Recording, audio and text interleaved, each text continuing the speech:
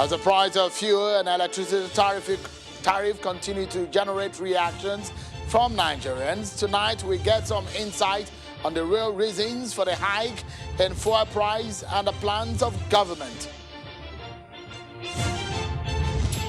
And President Buhari is seeking understanding of Nigerians on some of his plans.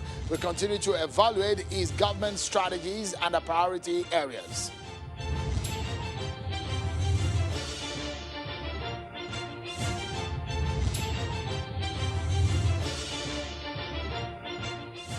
Hello everyone and welcome to the program. This is Politics Today live on Channels Television. I'm Sean Kimaloye in Lagos. It's a midweek edition of the show, and for the next hour we shall be looking into the agenda of the Buhari government as it concerns over hike in price of petrol generates a lot of buzz and reactions from Nigerians. We shall be speaking with the Group Managing Director of the NNPC. So stay with us and get some insight on some of the issues you need to know, especially when you get to the filling station and the prices have changed. But before we get into the thick of things, here are some of your political stories that you need to know on our political roundup.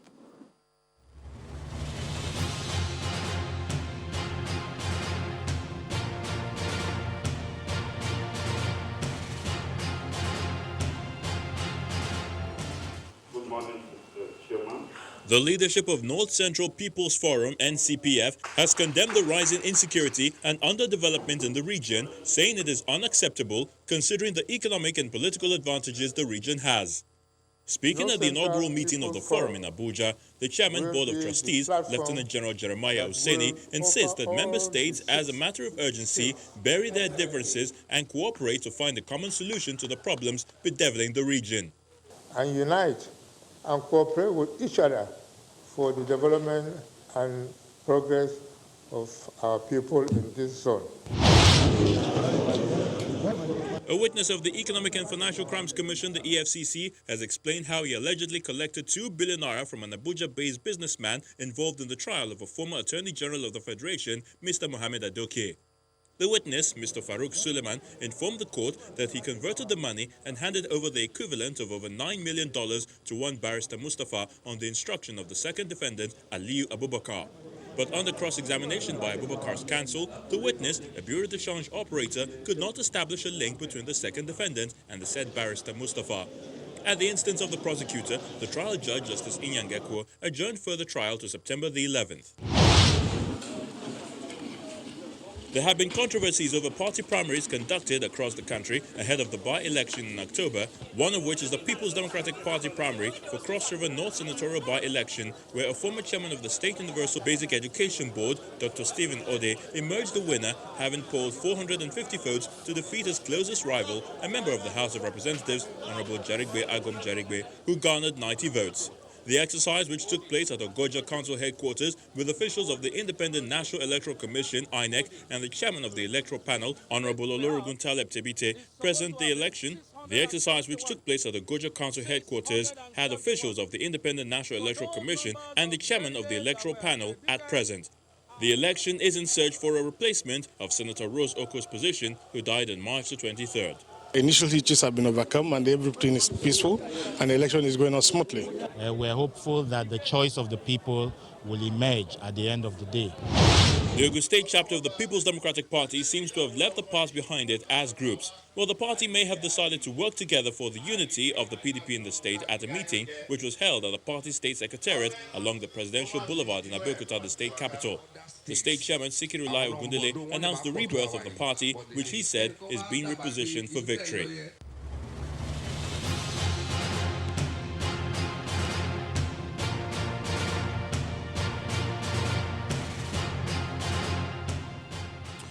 We would like to remind you that this Sunday, Channel Television and its partners will be putting together a governorship debate in Edo State to put to task those who are seeking the highest office in that state.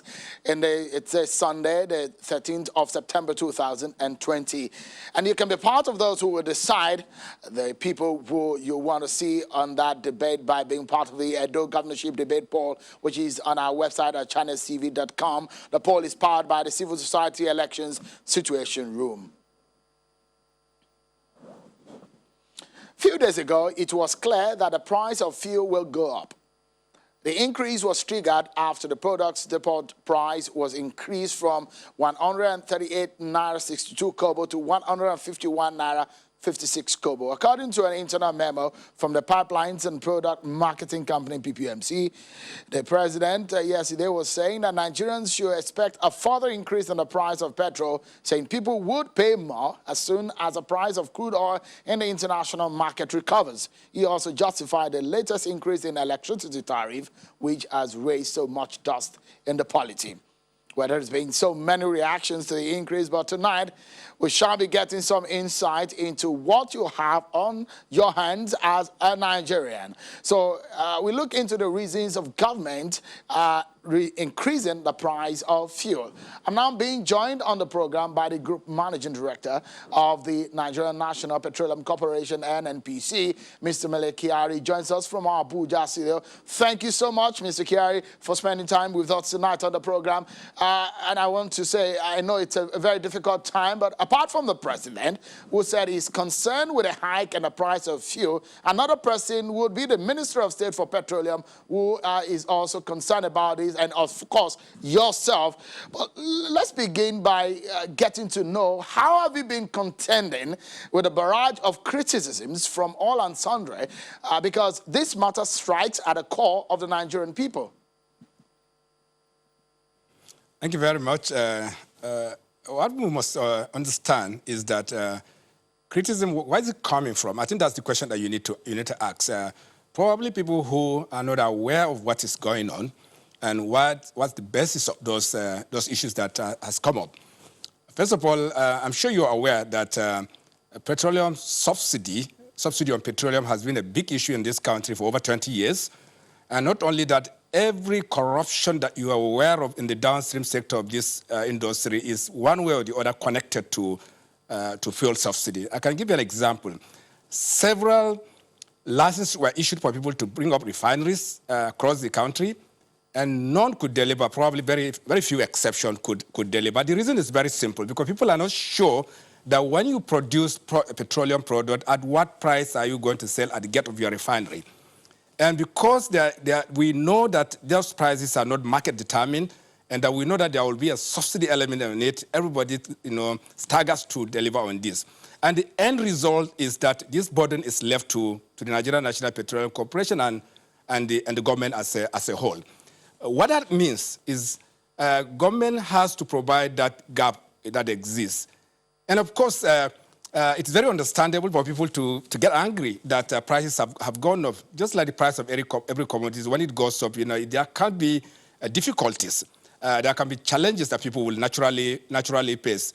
But once prices go up, the other natural thing that must happen is that your income needs to increase so that you are able to procure the things that are now delivered at higher prices. You can't do this in anywhere in the world if there is no productivity. And there will be no productivity except there is growth in infrastructural development, industries are able to work, and therefore there's a connection between production and consumption. What subsidy does is to remove that connection, and people are literally saying, smoking cigarette and expecting results. And it requires courage to make this decision. I can share this with you. Only a Buhari regime can make this decision. The reason is very, very simple.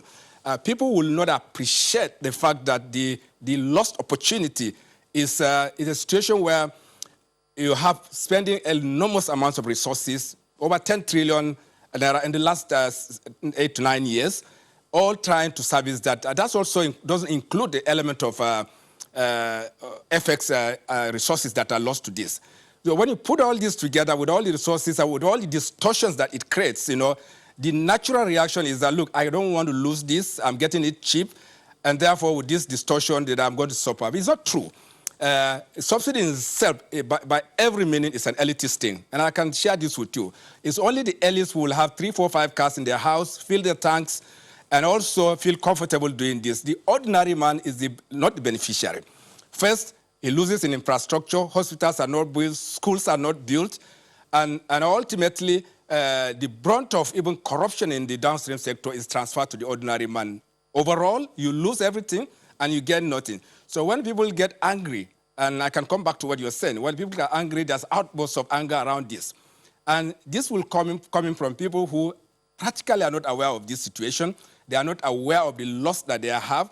And most importantly, they are being engineered and delivered into making those statements. And we understand this very perfectly.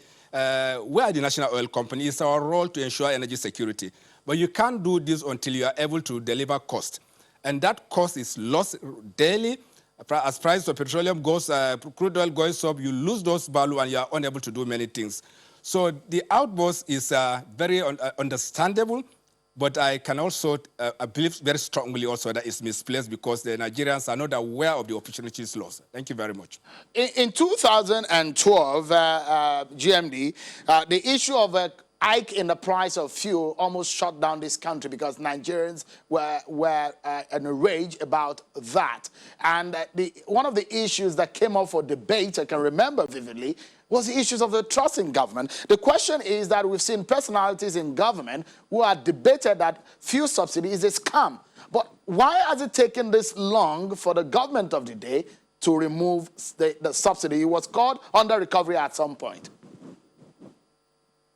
Yes, absolutely. The reason why it took this long to come to this point is the persuasion of Mr. President himself. Mr. President is a pro-people president, and I share this very personally. Ordinary people should not suffer by the acts of people in government or by acts of institutions. And also, government is there in the first instance to provide welfare to its people. And this cannot be delivered except government intervenes. So there's a very difficult conversation in government to see how do we move away from this situation into a situation of reality where the market will determine the prices without hurting the ordinary people. This is a tough conversation. Mr. President, until very recently, he was not convinced that we should make this movement. And his reasons are very simple. What do I do with the ordinary people? And the ordinary people, as you are aware, may also not be aware that they are bearing the brunt of this situation. And it is clear today also that we can't afford it anymore. Today, as a result of the COVID-19, even prior to that, there are collapse in the price of crude oil. Our government resources are going down. Revenues are coming down. Now, there is simply no possibility of government continuing to bear a bill of probably up to combine FX, forex exchange and the value of the products almost to the tune of 2 trillion naira per annum. This is huge. And government doesn't have that resources today, so you cannot give what you don't have. But more importantly, that it is obvious that the ordinary people deserve infrastructure, schools, hospitals, and they are able to have social security. And without resources, you can't do that. And you cannot smoke cigarette and expect result the next day. And which is why government is very convinced today that, look, we need to shift to this reality. We need to free those resources. We need to remove the distortion that exists between consumption of what is not available and consumption of what you ought to afford. So this is why it took time. It's a very tough and difficult decision for Mr. President, but today we know that this is the right thing to do. You will see colossal increase in activities in the downstream sector of the industry because it will be driven by the private sector. People will be able to build refineries. Prices will ultimately, in the sense that when you produce locally, you are able to have lower prices of this product, not to very large extent, but clearly there will be some decline in the cost of products, even as the market moves. So overall, it will lead to businesses coming back, refineries being created by private sector, money freed for the establishment of infrastructure, schools and all that, and ultimately the common man will benefit. And this is the reason that we saw, and we're convinced that doing this will serve the overall common good. Thank you. That's a detailed explanation of those who are in support of deregulation. But since you argue that it must come, and a lot of people who are in support of it are also thinking in that direction, but the big question is, what are you doing to buffer the effect that comes after all? Yes, what you say effect is effect in rise of prices. So when prices of petroleum increases, there's some connection, not very definite. There's some connection between the rise of petroleum and that of other commodities in the market. But it's not always true. If there are any reason to think that this can happen, which is obvious that in some commodities we can see that happening. But what it does is the collateral benefit that it will bring. more jobs will be created, more people will be in employment. We're able to create infrastructure, which means also more jobs. You're able to create hospitals. Government is able to fund hospital building and schools and so on and so forth. So that the long-term benefit, it outweighs the immediate pains. And what we have to understand today is that at current market price, even in comparative terms across the West African sub-region, even globally, today, despite all the numbers that you see today, we know today that Nigeria's product prices, particularly PMS, is the lowest in the whole world. You will say why? Because we are not producing petroleum today. Yes, unfortunately, our refineries are not working today.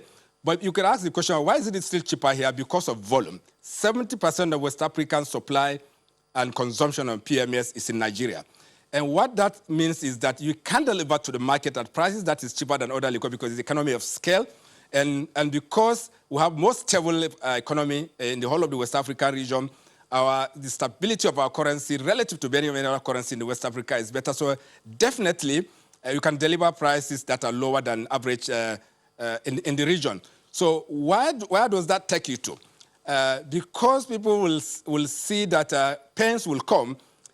Those pains are very, very temporary for today for two reasons. One, because we just can't afford it today.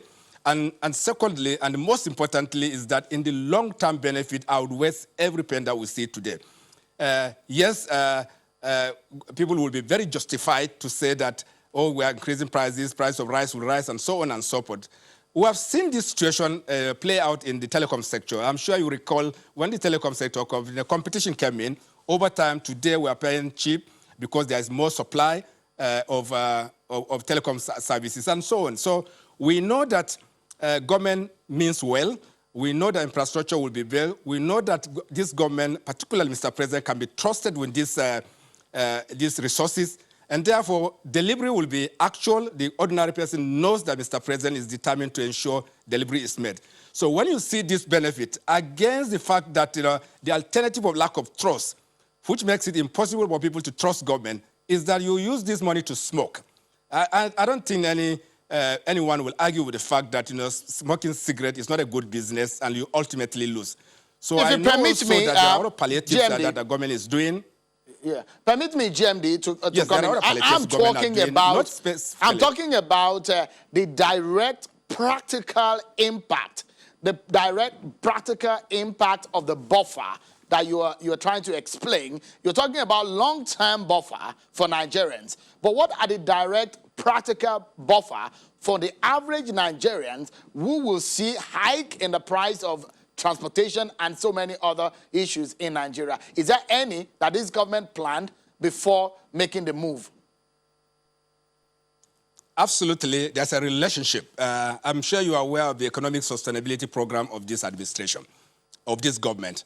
And the whole idea around economic sustainability is to inject resources into agriculture, into manufacturing, into small-scale industries, so that more jobs will be created, more people will be employed, and then activities pick up in the industry. Banks are able to lend money to people. People are also able to bank, and a number of activities will take place.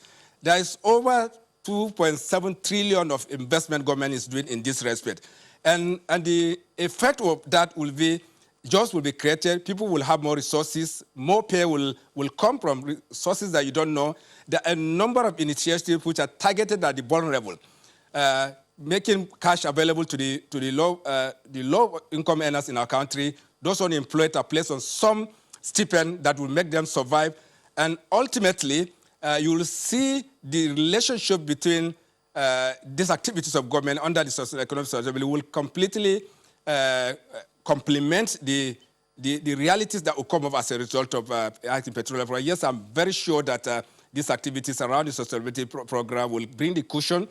And of course, long-term, because much as we can avoid the long-term can actually have multiple definitions. It can be 2 years, can be 1 year, can be 3 years. It can also be 10 years. In a short term, when you see realities come into consumption and demand and supply balance, and realities that people can recover costs, you will see institutions will come in to deliver on mass transport activities. I'm sure you are aware that a number of railway projects are on course. They will be delivered. Many of them will ease transportation. roads are being constructed in a monumental proportion. I'm not a politician, but I know, and I've been around, I'm 55 years old, I'm not a kid. I've seen what has happened in this country.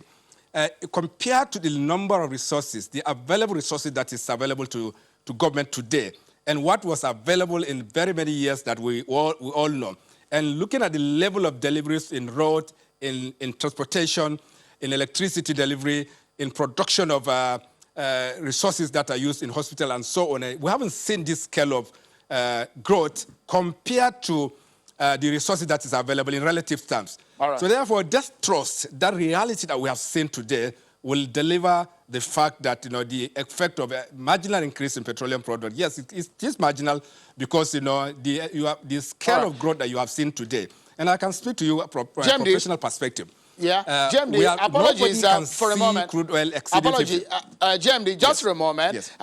Let's take a breather.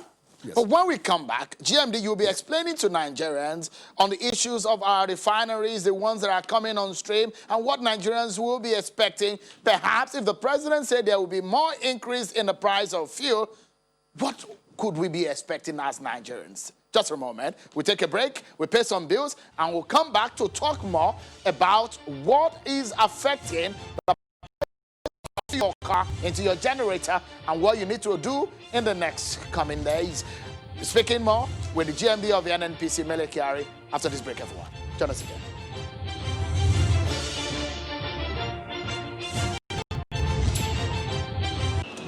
I call the world's largest airport. I call the world's largest single-tree refinery. I call the world's largest sports event. With over 300 million users, we have journeyed across the world as the largest air conditioning manufacturer to bring Nigeria the most dependable technology, powerful, and yet a comfortable cooling performance. We cool the world. Now we cool Nigeria. Green. I want you to please reflect, what was the condition of the infrastructure then, in spite of those earnings? The roads, the rail is dead, and there was no power. Up to now, there is no power. Where did the money go?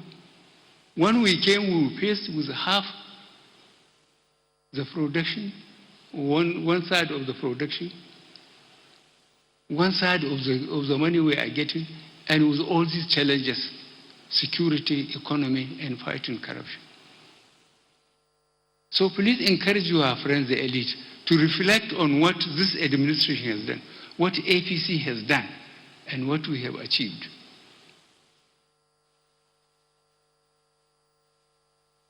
And when people outside the country talk of Nigeria, you see, yes, the most corrupt country in the world. Well, I'm doing my best. God has given me two chances. The first one, when I tried the way I thought I was a young man in uniform, collected the governors, the ministers, the president, put them in Kirikiri and other places, and said they were guilty until they can prove themselves innocent. Put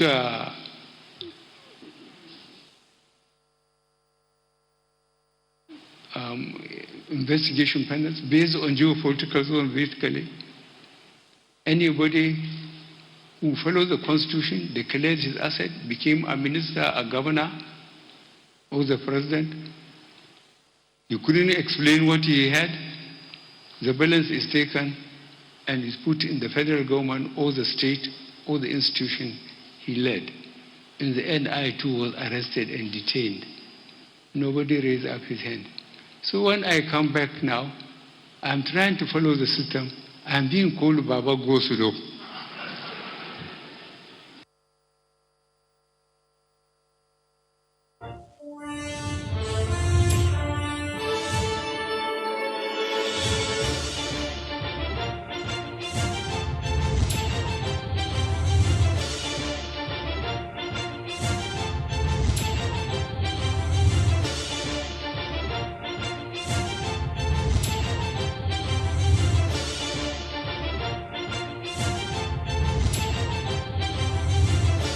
Welcome back, everyone. Let's get back to the conversation about the issue of the hike in the price of fuel. I've been speaking with the Group General Managing Director of the Nigeria National Petroleum Corporation, the NNPC, Mr. Mele Kyari, who's been speaking with us from Abuja. So thank you indeed, Mr. Kyari, for your time tonight. Let me get your view on what has also been a cause of concern to a lot of Nigerians. And I'd like to know, at what exchange rate did you use to determine the current price? Yes, as you're aware, there are two windows for exchange rate in the central bank system. And today, for all purpose, we are using this 390 to the dollar, naira to the dollar window for the computation of that. By the way, that's also not the window that you find in the streets, so people have the temptation of referring to that exchange rate. So what we use is the interbank rate, which is 390. And of course, as you're aware also, that changes every day. And we have a frozen average that we were advised by Central Bank of Nigeria for the purpose of those conversion. Yes, there is an advisory from CBN that enables us to make those computations. How can then the private Nigerian import petrol when CBN is rationing the FX?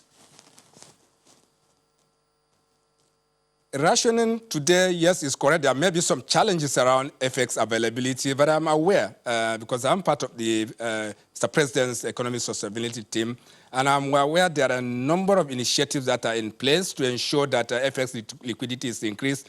And that, of course, comes from only two sources. One is from the sale of petroleum, which we, as we all are aware, is critically challenged today. The second is this inflow from foreign sources. This can be loans. It can also be direct transfers from Nigerians who are living outside the countries. And I'm sorry, I just forgot. There's a third window of it. You know, when you export, there are a number of commodities that are exported today in the country, and that also have the literal value of bringing back FX into the market. Overall, because the CBN coordinates the access to FX, you know, with the availability of FX that I can, from the sources that I have mentioned, I know that we are engaging in the industry and also with the Central Bank of Nigeria to create a window where oil marketing companies will have access to FX. That is not in place today, but I can confirm to you that there's an ongoing process. And within very short time, I'm not sure I can give a date because I'm not in control of that. But I know that very shortly, oil marketing company will have access to FX at the same rate that NNPC will exchange the value of crude oil. That will bring parity. That will take out any parity, any distortion in the market, so that everybody will deliver petroleum into the market at the same exchange rate. Yes, I can confirm to you that the oil market will have access to FX. It will not be the street exchange rate if that is your concern. That street exchange is something different, and I'm not sure that's what we're talking about. Thank you. Oh, in this sense, looking at the pricing template, which of course one of the components is the fact that it depends on the global price of crude. What is the protection of the average Nigerian from exchange rate fluctuations? Exchange rate, let me repeat, the sake of being repetitive, is that the FX range functionality is within the purview of the Central Bank of Nigeria. That means the central bank can guarantee stability of the value of the of foreign exchange, of naira exchange to the US dollar. So I don't think there's any concern around this. You have seen the growth or the changes to the value of the naira over a period of time.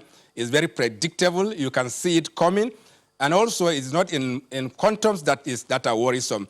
So to that extent, you know, growth in the value of the dollar against the naira will be a factor in determining the price of petroleum. But if you know how the petroleum works, is that you are buying in metric ton, you are selling in liters.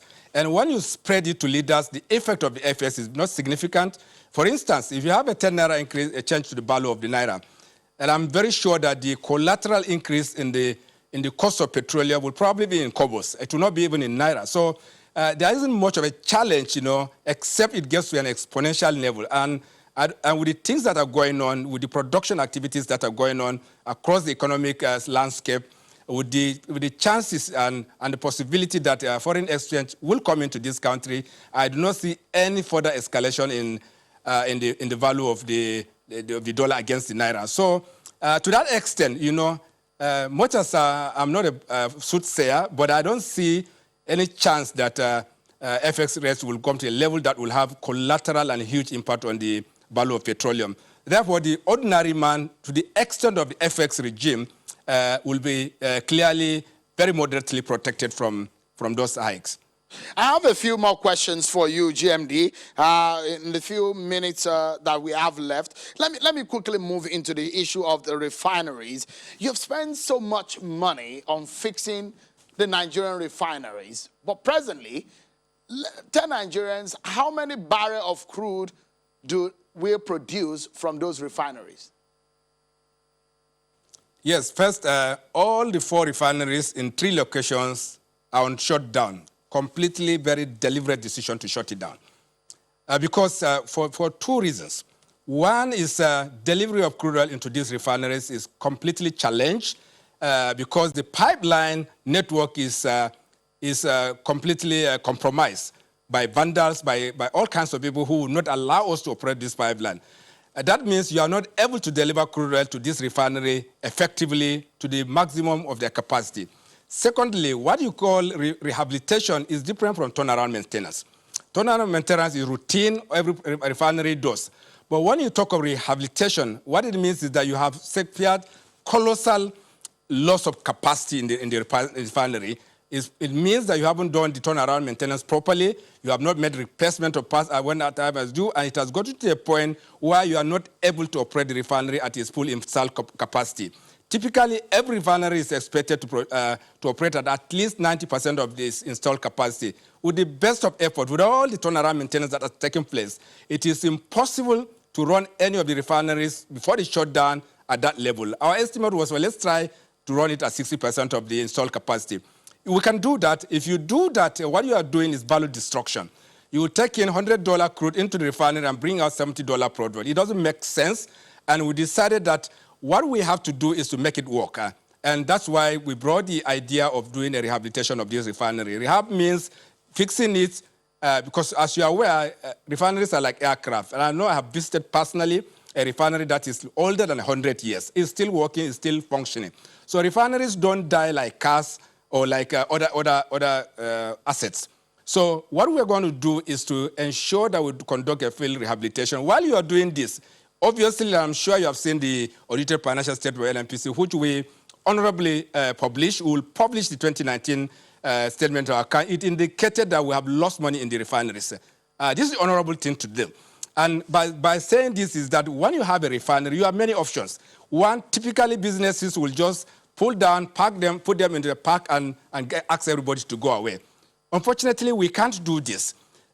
Because they are not in such a state that you can park and walk away, where the National Oil Company, we need to keep this refinery, we need to guarantee energy security. And you will not do this unless you have some control over the process of production. So what we did different today is to deliver on the refinery rehabilitation through the best of means, so that ultimately when they come back to life, they will be able to deliver beyond the 90% of installed capacity that every refinery should run.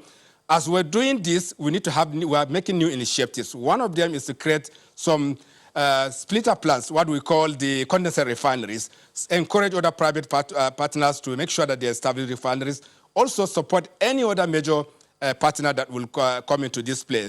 So overall, as this goes on, as we are able to fix the refineries, and probably in 3 years' time, maximum for the overall scheme of things in the country, this country will be the next exporter of petroleum.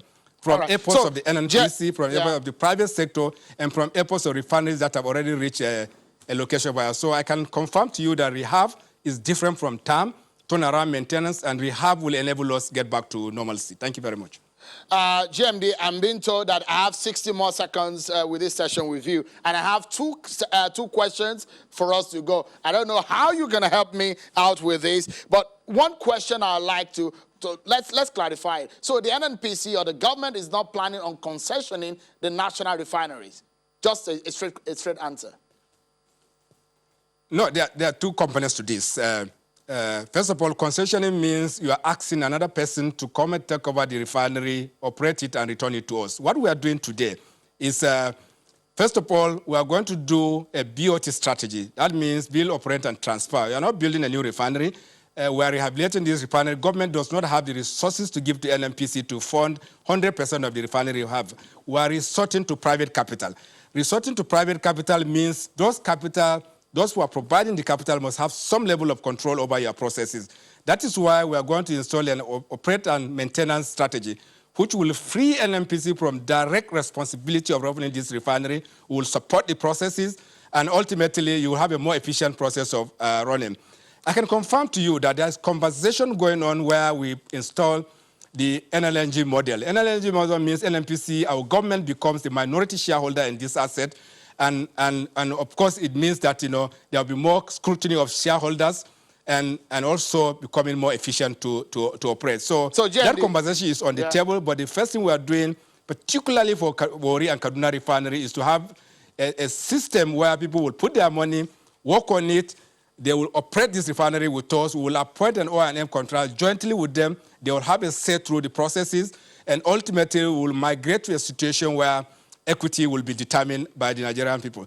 And that is also going on. I'm sure you're aware of what's going on in the petroleum industry bill legislation, and we'll get to that point. Thank you. All right. GMD, I just have a few seconds to go, and yet I have two questions. The question I have here with you is the fact that since the industry has been deregulated, would you still keep Petroleum Equalization Fund? Yes, it's a transition. And I understand what you mean. Today, petroleum is completely brought into this country from external sources. Even if it is not, and until all the refineries work and the pipeline network comes into operation, you are not able to deliver product nearer to the customers. It means you must use trucks today to deliver product to different destinations in the country, except the Lagos area. You are sure that when you deliver product to locations outside 200 kilometers of the ports, there will be additional costs. And as you are trying to come into a deregulated environment, you do need a transition where the net effect, you are not selling at the same price all over the place, but you are also doing a transition to make sure that the complete market situation comes to play. There's a requirement of legislation to take out the PF. You won't do this until the PIB comes into play, and this will be part of the process so that ultimately you are able to come into full market situation. The only thing that is left today is the bridging cost which you are apparently referring to. This bridging cost will be taken out as soon as the full deregulation of the sector is done in the form of amending the legislation, enabling legislation. I know and I'm aware that those things will be managed. Consumers will not be unnecessarily exposed. There wouldn't be significant disparity of prices across the country, but there will be market-driven prices. And this doesn't translate to subsidy. It means that there's a responsibility to manage those prices through the actions of the PPPRA and what PEF is doing. Yes, over time, this will vanish, and of course, it is not for today. Thank you. GMD, we have 20 seconds for your final word. And that final word will be on the update on oil exploration in the north. What is the update? Just in 30 seconds. As a matter of fact, we have found significant oil in the Benue Trough. There are potentials for finding oil in other basins of the country, in the Chad Basin and the Anambra platform. And that will add to our reserves. The target of reserve will be met. And ultimately, product will become easier to, and within easy reach of consumers. And that situation is completely very pleasant. And I'm sure that at the right time, we'll make the appropriate announcement on the basis of the law. On the base of it, and I can confirm to you that we have found significant oil in the Benue Trough. Thank you very much. The GMD of the NNPC, Mr. Melekiari, thank you so much. So much to talk about, but there isn't much time tonight. Thank you. I hope that at some point we might be able to exhaust some of our concerns and questions. Thank you so much indeed. I appreciate your time here. Thank you very much also. Thank you. Appreciate it. Thank you. Let's now look into some other issues and get some other perspectives. On the final day of the ministerial retreat of the cabinet of President Buhari, the president said he is doing his best for the country, and for those who judge him should do so fairly. Let's take a look at some of the priority areas and the scope of work, and judging side by side with the deliverables and the realities of things in the country. How would you judge things? Let's get to hear from Senior Advocate of Nigeria, Mr. Femi Falana, who joins us from Ikeja area of Lagos.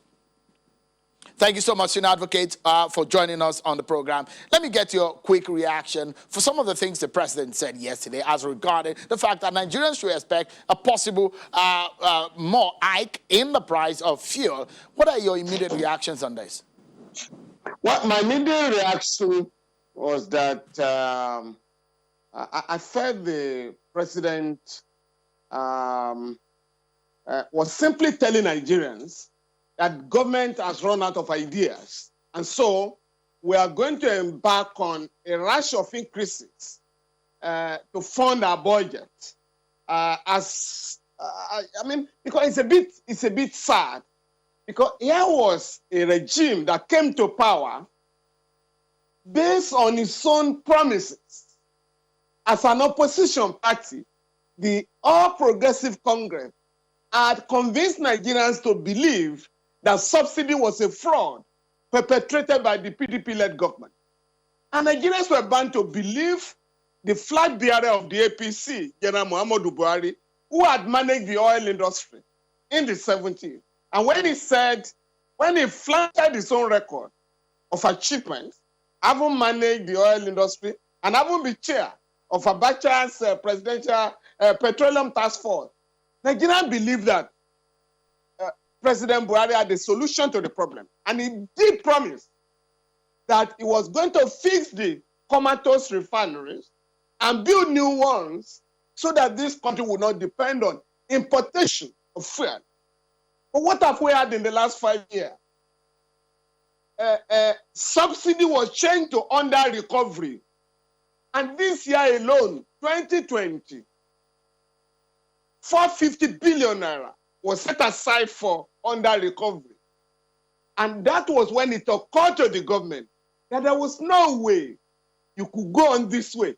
Since we are unable to fix the refineries, we have to look at some other alternative to PMS. And this government, without any harassment, decided to adopt the policy we had suggested, the program we had suggested since the period of the Obasanjo, administration. And that was when the government decided in January this year, January 16 to be specific, the government announced that it was going to replace PMS with CNG, that is compressed natural gas. That was on January 16. And by September this year, the country will migrate from PMS to CNG, which the government announced will cost between 95 naira and 97 naira per liter, instead of 145 naira at that material time. Nigerians accepted and welcomed the announcement. And DPR, Department of Petroleum Resources, started a campaign, an awareness campaign. And Nigerians were now expecting the filling stations to be built, while the necessary machinery will be put in place to convert our vehicles and adjust vehicles to CNG. But what have we done? What has the government done? It is at the time when I expecting the program to take off in September, government has announced an increase of petroleum fuel, and we're being told now, oh, that's because of deregulation. With profound respect, I just listened to the GMD of NNPC. With profound respect, deregulation is illegal. In the case of Bamidele Aturu and the Attorney General of the Federation, the Federal High Court declared deregulation illegal in the face of Section 6 of the Petroleum Act and Section 4 of the Price Control Act. these are two extant laws that have imposed a duty on the government to fix the prices of goods, particularly petroleum products. So the government cannot say we are breaching the law. We are disregarding the judgment of the court, even though we didn't appeal against it. So please, this question of deregulation doesn't arise. Okay. And we have been in this business of deregulation since 2016.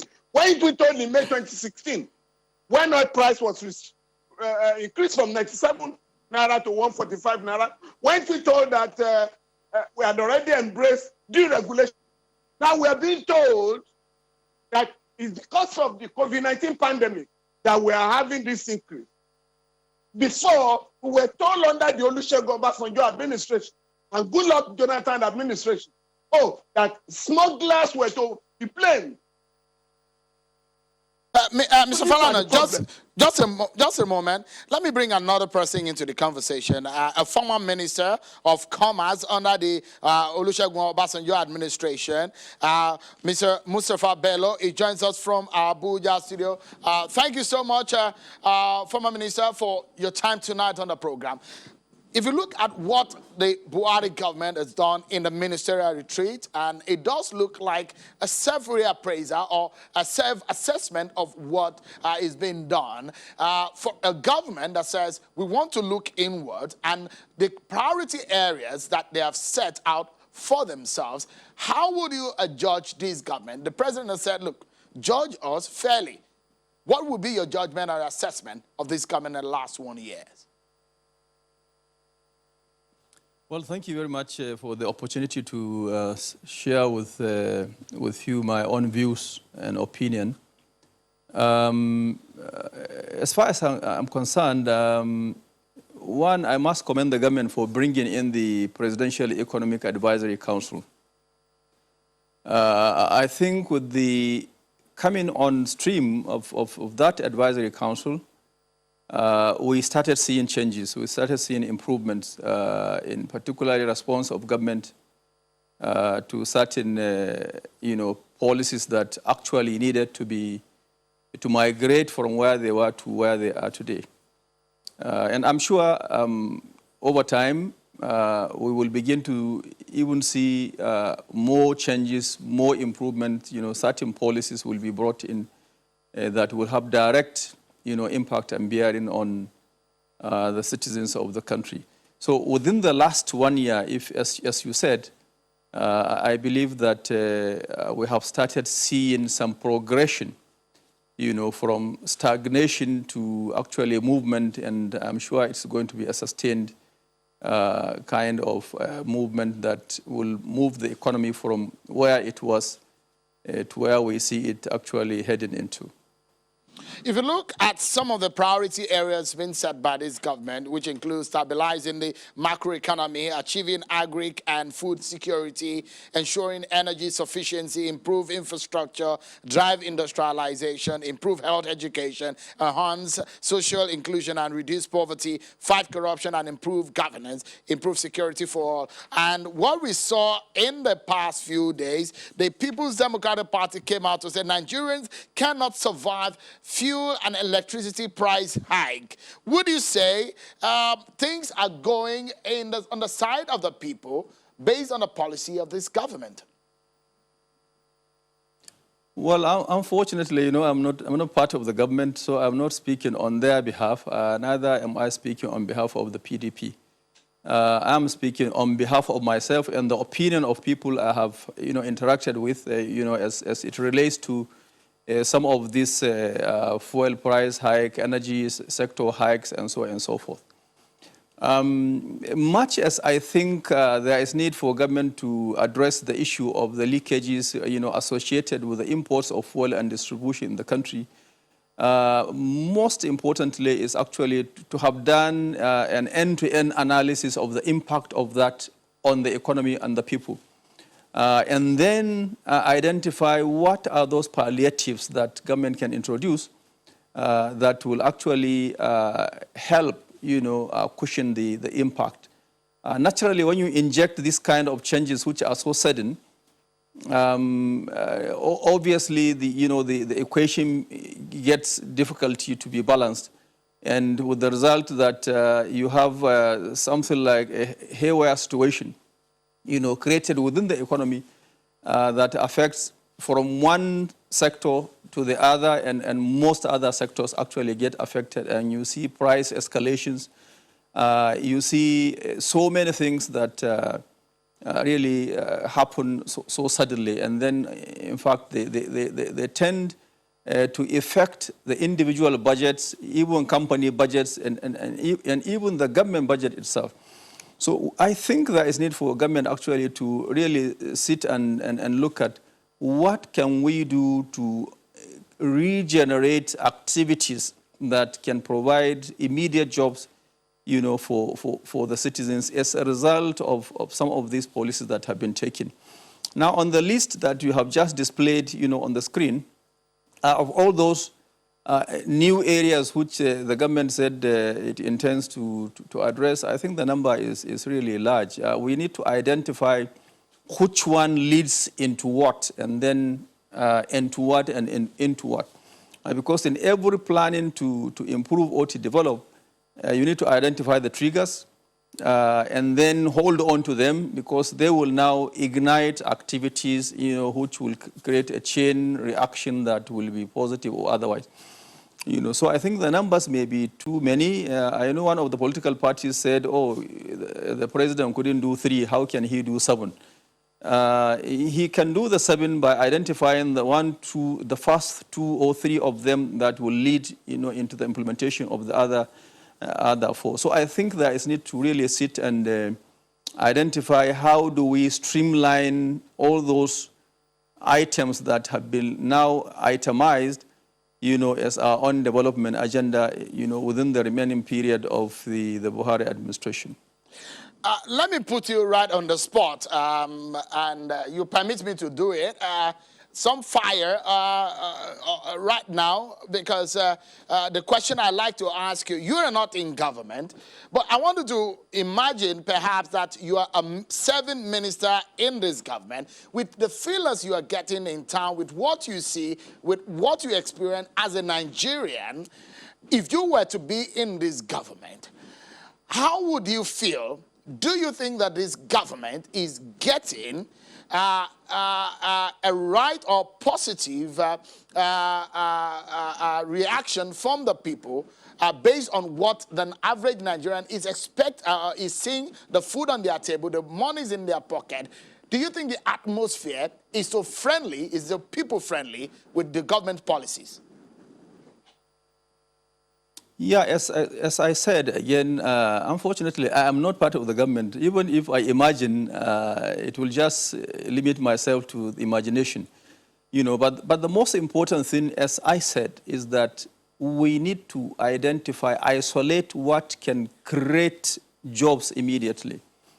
The president has been talking so much about agriculture, but I can just tell you, for example, now, had the government taking stock of all the lakes that we have in this country. We have nearly over 500 and something of them, idle lakes, redundant lakes that have been built since the days of Yakubu Gawan up to, this time. And these lakes have been there, not even fishing. If you go around them, you don't find people fishing in them, only the locals who are around it are fishing. So it means we invested resources in producing assets that actually are unproductive. They are not producing electricity, they are not providing irrigation, and there is nothing happening. Now, if only we can invest resources in linking these assets, water lakes, these lakes, with irrigation infrastructure, similar to what late Audu Bako did in Kano. He never built a dam without a plan to transport the water from that dam, to the locals so that they can farm all through the year. Now, if government does something like this, connect all these dams that we have, with irrigation infrastructure.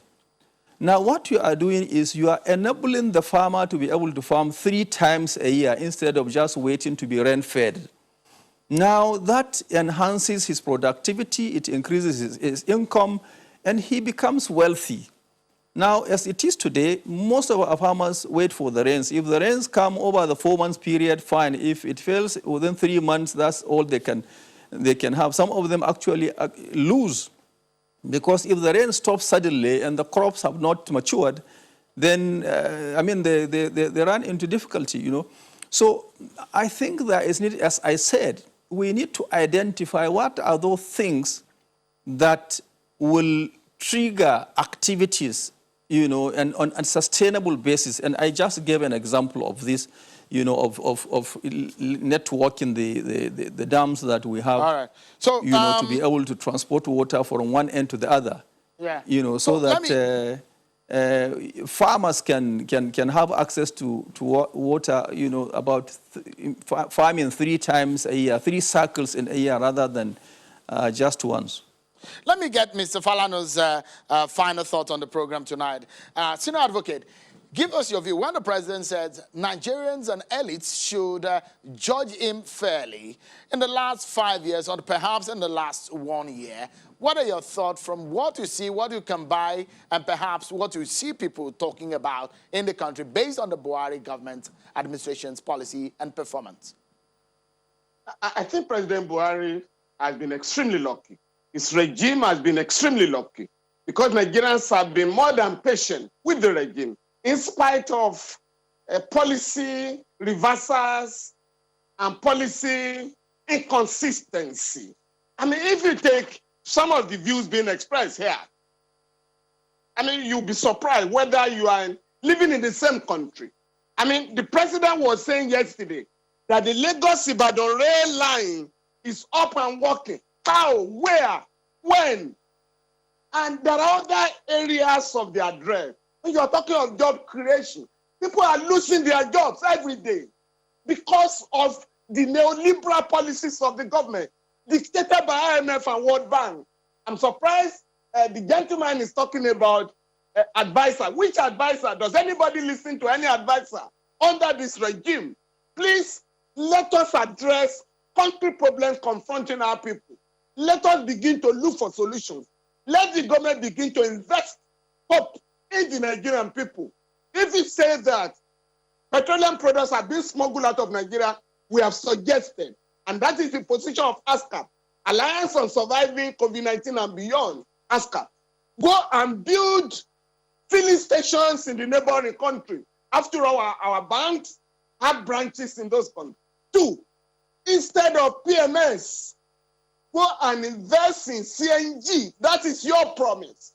This government promised to build refineries. We are now being told by the GMD of NNPC, the government doesn't have the money. Yet, Dangote Group is building a refinery. How can you tell me that government cannot build refineries? All right. When you are giving oil blocks to individuals and they are smiling to the banks, making billions at our expense. So the point I'm making therefore, if you do not control your economy, the central bank denies the claim of the president.